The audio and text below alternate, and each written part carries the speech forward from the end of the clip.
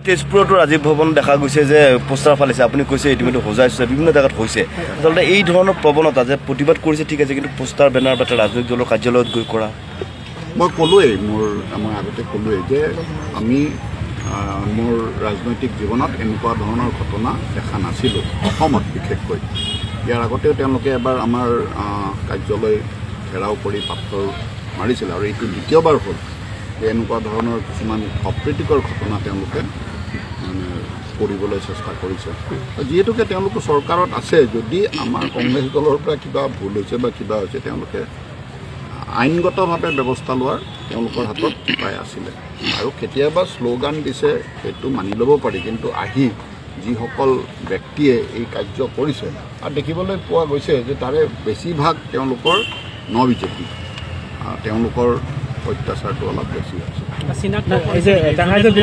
আমি এফআইআৰত আমি দিয়া যিখিনি ভিডিঅ'ত আমি পাইছোঁ যিকেইজন আমি তেওঁলোকৰ আপোনাৰ ৰূপম গোস্বামী জুৰি শৰ্মা বৰদলৈ ৰত্না সিং আপোনাৰ গুঞ্জন বৰ্মন পুৰবী ৰয় ৰাজীৱ শৰ্মা ৰঞ্জীৱ শৰ্মা সিদ্ধাংশু অংকুৰ বৰুৱা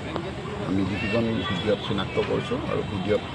ওলাইছে তেওঁলোকৰ নাম দিছোঁ আৰু লগতে বাকী তেওঁলোকৰ পৰিচয় আৰু কি বুলি কৈছে